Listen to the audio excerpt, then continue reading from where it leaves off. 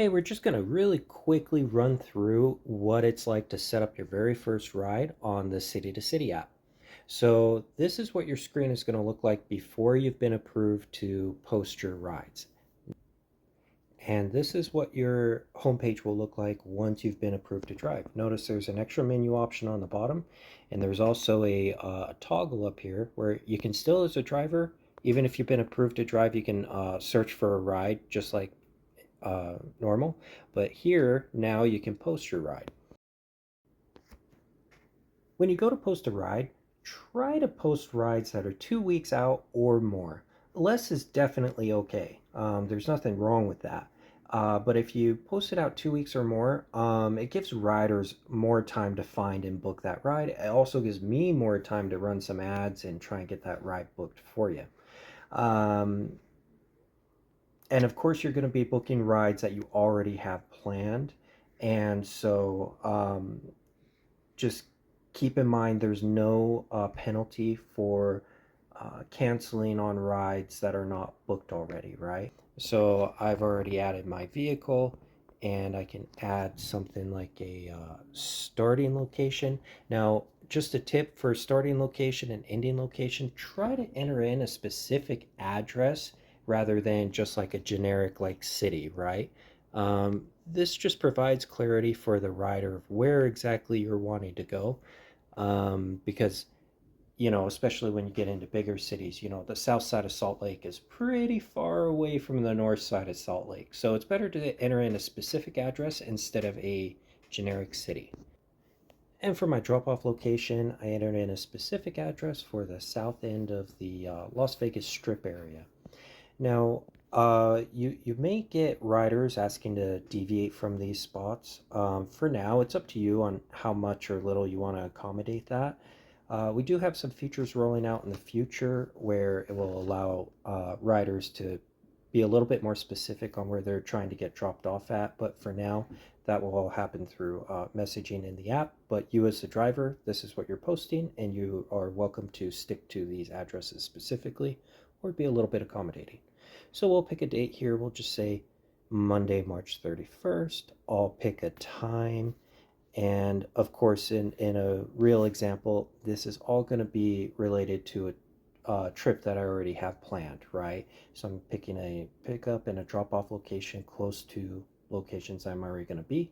And the date is based on my pre planned trip, and so is the time. This 39.65 in this example, this is going to be the payout to you, the driver. So you're going to receive exactly 39.65. You're going to be responsible for any taxes or anything at the end of the year, but not bad for a ride that you're already planning to make, right? And that's really what City2City is about, making the best and the most out of your pre-planned trips and offsetting the cost of gas. So I'm going to hit publish ride now.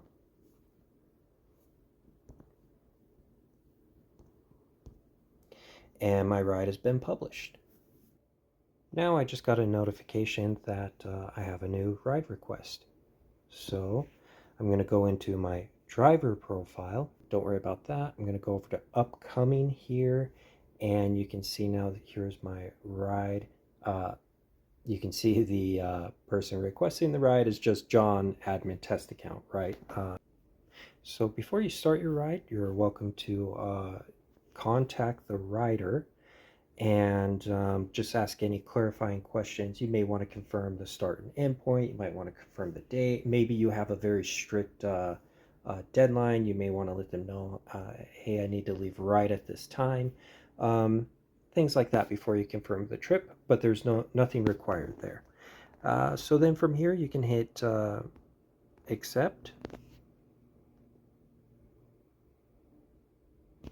And now the ride's been accepted. On my rider account, separate from this, I just got a notification that the ride has been accepted. So now the ride is kind of ready.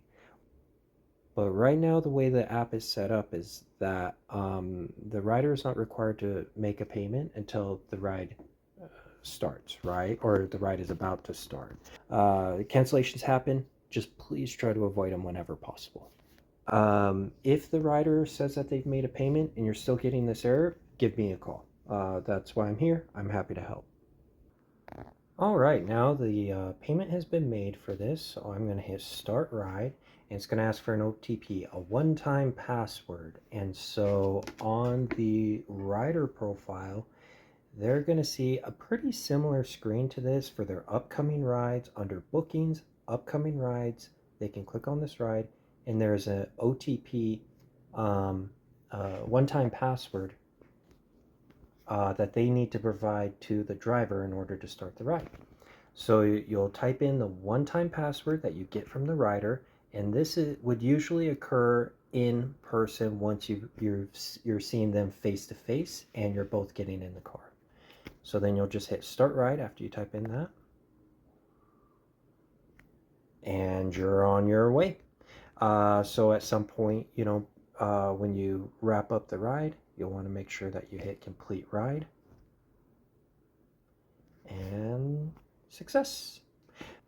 But you'll get paid that full amount of $39.65. You can also leave a review for the rider. Say, something like John was great, hopefully, and a star rating, and submit. And the rider can do the same thing for the driver as well. Try to post your rides 2 weeks in advance or more. Less is okay, but the further out you post them, the more time riders have to like find them and stuff. And I'm running ads all the time, and so if I see that you have a ride for 2 weeks out, I'll run some ads and try and get that booked, and that gives me more time to get it booked for you too.